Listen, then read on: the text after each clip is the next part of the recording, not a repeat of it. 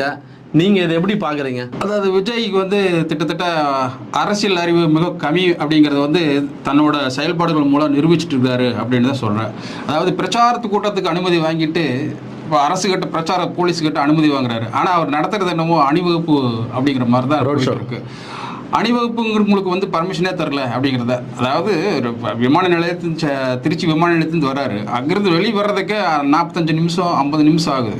So அவர் protocol பிரகாரம் வந்து அதிலே தோத்துறாரு. அங்கே ஒரு மாவட்ட செயலாளர்கிட்ட சொல்லி இந்த மாதிரி பிரச்சனைகள் இருக்குது, கட்சிக்காரங்கிட்ட எல்லாம் போய் அங்கே எங்கே பிரச்சார கூட்டம் பாயிண்ட் இருக்கோ அங்கே ஒன்று நிற்குங்க அப்படின்னு சொல்லணும். ஒரு கட்சிக்கு அதுதான் மரியாதை. ஆனால் அதே சமயத்தில் வந்து ஏர்போர்ட்லேயே வந்துட்டு அந்த அணில்களும் கூட சொல்கிறது கூட கொஞ்சம் நல்லா இருக்குது. உனி அவங்க குரங்குன்னு தான் சொல்லணும், அந்த அளவுக்கு தான் இருந்துகிட்டு இருக்கு. ஏன்னா ஒருத்தர் கூட ஒரு கட்டுப்பாடு உன் நண்பனை சொல்லு, நீ உன்னை பற்றி சொல்கிற அப்படிங்கிற மாதிரி, உன் தொண்டர்களை பற்றி சொல்லு, உன்னை பற்றி தலைவனை பற்றி சொல்கிற அப்படிங்கிற ஒரு நிலைமை தான் இருக்குது.